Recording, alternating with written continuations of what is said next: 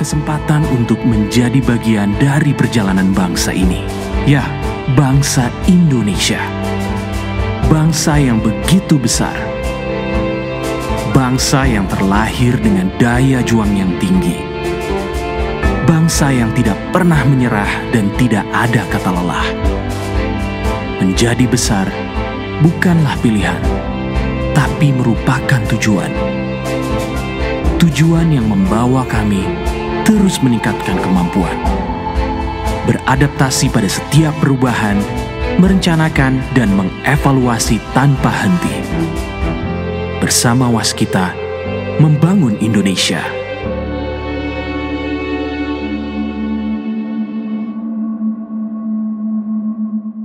Hai guys, kembali lagi bersama kami di Ngopi, Ngobrol Pintar Investasi bersama CGS-CIMB Sekuritas Indonesia. Kembali lagi nih bersama saya, Fanny Soherman, sebagai Head of Data Research dari CGS-CIMB Sekuritas Indonesia. Dan teman-teman, hari ini nih kita kedatangan tamu yang sangat spesial ya, yaitu beliau adalah Bapak Destiawan Suwarjono, selaku Presiden Director dari PT Waskita Karya Tbk. Halo Bapak, apa kabar nih Pak? Halo Pak Fani, halo para investor, selamat sore, salam sehat buat kita semua. Iya betul, salam sehat ya. Terima kasih sebelumnya nih Pak sudah bersedia hadir di acara Ngopi kita hari ini Pak bersama CGS-CIMB. Nah, pastinya nih teman-teman, hari ini kita mau ngobrolin tentang apa? Kita akan membicarakan seputar bisnis dari PT Waskita Karya ya. Langsung aja kita tanya ke Bapak Destiawan. Pak, kalau boleh dijelaskan sedikit nih Pak, kira-kira sebetulnya bisnis dari Waskita Karya sendiri ini seperti apa Pak secara keseluruhan, silakan. Oke, baik, terima kasih Pak Fani. Assalamualaikum warahmatullahi wabarakatuh. Selamat sore, salam sejahtera buat kita semua. Om Swastiastu, Namo Buddhaya, salam kebajikan. Jadi ya mudah-mudahan udah banyak yang tahu. Kalau yang belum tahu, di sini saya jelaskan sedikit tentang PT Waskita Karya Persero Tbk. Jadi bisnisnya adalah jasa konstruksi. Jadi kalau istilah kerennya itu sebagai kontraktor gitu ya. Jadi kontrak sana, kontrak sini gitu ya. Itu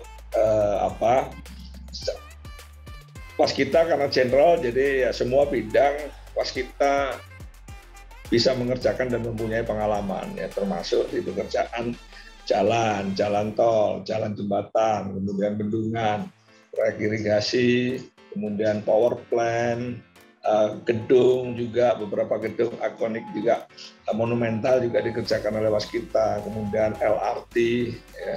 Jadi itulah bisnis Waskita. Kemudian Waskita juga mempunyai perusahaan anak sebagai pengembang, jadi Waskita Realty. Waskita Toll Road adalah investor di bidang jalan tol. Tadinya Waskita mempunyai 1083 km ya, dengan pengelolaan konsesi 19 ruas, tapi sekarang berkurang karena harus dilakukan recycling aset atau divestasi. Ya, kemudian ada Waskita Beton Precast, jadi itu ada produsen atau produk beton-beton precast, beton-beton pracetak seperti tiang pancang, tiang listrik, kemudian girder, ada PCI girder, ada box girder ya, yang terkait dengan beton, termasuk juga produk ready mix ya. Jadi itu ada di Waskita Beton Precast.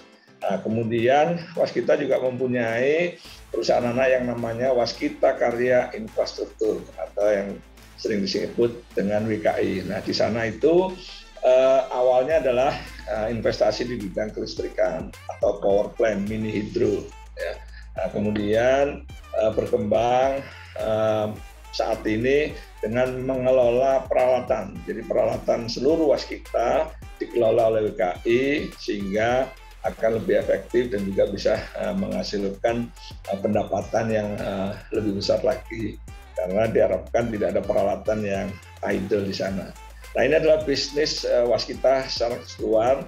Jadi yang main-nya adalah jasa konstruksi, kemudian anak-anaknya ini adalah ada yang investor di bidang tol, ada yang investor di bidang perumahan, high rise dan kemudian horizontal, nah, kemudian ada di mini hidro atau power plant.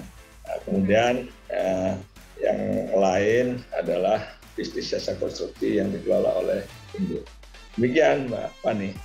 Oke, terima kasih banyak nih Pak untuk penjelasannya. Tadi kita udah denger nih penjelasannya, bisnisnya sangat menarik seperti itu ya. Nah Pak, tapi kalau misalkan investor nih pastinya pengen tahu ya Pak, kalau untuk prospek konstruksi sendiri nih Pak di tahun ini, nah kira-kira menurut perseroan sendiri seperti apa Pak?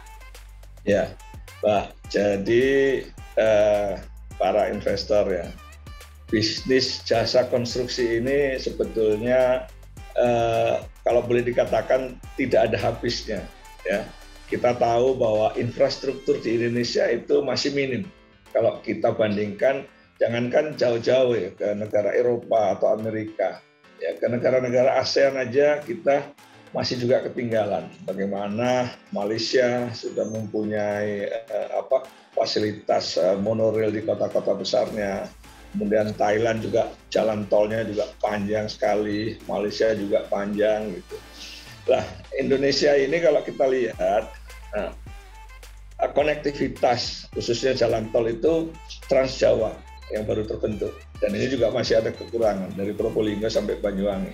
Nah, kemudian akan dibangun, dikembangkan yang wilayah selatan, ya. Jadi dari Bandung, Tasikmalaya, Cilacap, dan Cilacap ke Jogja, Jogja ke Solo, Solo nyambung ke Surabaya, terus sampai Banyuwangi, dan ke depan yang sedang disiapkan adalah dari Gilimanuk juga ke Denpasar.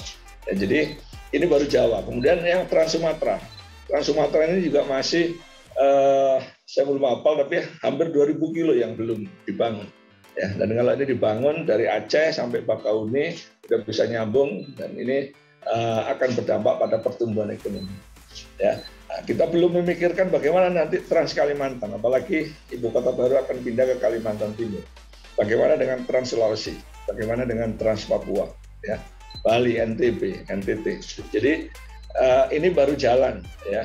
Kemudian juga jalan dan jembatan, ada pelabuhan, ada bandara, ya, yang tentunya pasti akan dengan pertumbuhan ekonomi akan tumbuh mobilitas, ya kan, antar pulau, pelabuhan juga demikian. Dan ini membutuhkan, dan itu terus dikembangkan meskipun sudah banyak bandara, sudah banyak pelabuhan, tapi akan terus berkembang, gitu ya. Nah, kemudian tahun ini Undang-Undang Ibu Kota Negara Baru kan sudah ditetapkan oleh DPR. Ya, artinya pemerintah sudah menyiapkan untuk memulai membangun Ibu Kota Baru yang ada di Penajam dan Pasir Utara itu. Nah, ini adalah potensi, ya. Nah, kemudian Ibu Kota Baru ini harus selesai dalam waktu yang pendek. Diharapkan katanya 2022 mulai 2023, 2024 istana ini harus selesai. Nah, di sana ini Ibu Kota Baru ini juga tidak hanya 5 tahun ya untuk bisa jadi. Kalau pakai Aladdin mungkin bisa, tapi ini perlu waktu yang panjang karena terkait juga dengan pendanaan.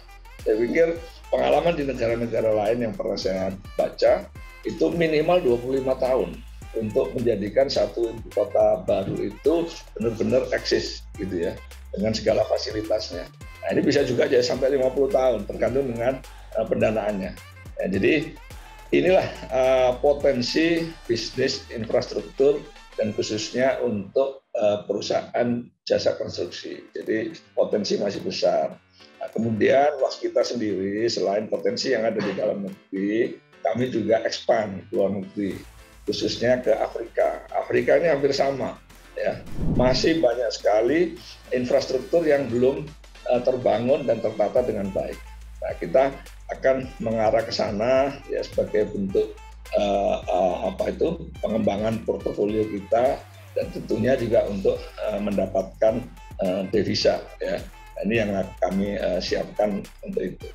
Itu Mbak Fani. Oke, terima kasih banyak nih Pak untuk penjelasan komprehensifnya ya. Nah, cuma kalau misalkan investor pastinya pengen tahu nih Pak, kalau misalkan Bapak melihat prospek untuk konstruksi di tahun ini masih cukup menarik seperti itu ya Pak ya. Nah, kira-kira untuk target proyek baru nih Pak di tahun ini dibandingkan dengan tahun kemarin, nah itu kira-kira seperti apa Pak gambarannya? Ya, Tahun 2021 Waskita memperoleh kontrak baru sebesar 20 triliun. Nah, tahun ini kami targetkan tumbuh hampir 50%, ya, menjadi 30 triliun. Ya, antara 25-30 triliun. Tapi kami lebih pede untuk bisa mencapai 30 triliun itu. Dari mana 30 triliun itu? Jadi yang pertama adalah proyek-proyek APBN. Ya. APBN ini sudah mulai proses tender dan ini akan terus dilakukan karena anggaran infrastruktur APBN ini masih cukup besar. Kemudian yang kedua adalah kontrak penyelesaian proyek-proyek tol, ya, proyek-proyek tol yang develop oleh Waskita Toll Road. Ya. Ini yang harus diselesaikan. Ada 7 ruas tol karena ada dana pemerintah, penyertaan modal negara untuk menyelesaikan ruas-ruas itu dan juga kemudian adanya right issue. Nah, kemudian yang ketiga adalah capex BUMN, ya. BUMN ini juga seperti Pertamina, gitu kan. Terus kemudian Pelindo, ya, ini masih terus mengembangkan memenuhi kebutuhan infrastrukturnya, di samping juga mengembangkan untuk operasional dari kilang-kilang yang dibangun itu. Nah, kemudian yang berikutnya selain BUMN, ya swasta ada juga. Kami juga ada yang kerjasama dengan swasta. Nah, yang berikutnya adalah ekspansi ke luar negeri tadi. Jadi Waskita ini dalam proses, ya, yang tahun lalu sudah ada sebagian kontraknya. Nah, tahun ini akan dilanjutkan untuk sisa kontrak itu dengan skema pembangunan infrastruktur itu dibayar dari penjualan minyak kepada Pertamina. Jadi Pertamina import minyak yang kemudian pembayarannya berupa infrastruktur. Ya. Dan ini nilainya cukup besar, hampir 20 triliun, gitu ya. Total panjang jalan itu 1.000 km. Nah, ini yang saya katakan bahwa Waskita optimis 30 triliun itu bisa tercapai. Nah, di samping itu berikutnya adalah IKN. Yang tadi saya sampaikan bahwa IKN ini pemerintah punya program yang ketat. Karena tahun 2024 ini beberapa sarana, termasuk juga istana ini harus selesai. Nah, kami berharap nih tender segera dimulai. Kemudian Waskita mengikuti itu dan Waskita mendapatkan untuk bisa mengerjakan proyek-proyek IKN. Itu Mbak gambarannya, dan kami optimis lah untuk bisa mendapatkan dan mudah-mudahan bisa lebih dari itu. Oke, ya kita doakan ya Pak ya. Amin, amin ya. Nah, selanjutnya nih Pak, ini terkait dengan restrukturisasi di tahun lalu nih Pak. Ya. Nah, kira-kira gimana nih Pak strategi dari perseroan ke depan nih setelah selesai melakukan restrukturisasi di tahun kemarin Pak? Silakan. Ya, jadi kita tahu bahwa Waskita 2 tahun terakhir ini memang kondisi cash flow-nya sangat jelek dan sangat sulit untuk itu, ditambah karena COVID juga gitu ya. Nah, kami mempunyai 8 program, 8 stream penyihatan keuangan Waskita. Nah, di antaranya yang pertama adalah restrukturisasi.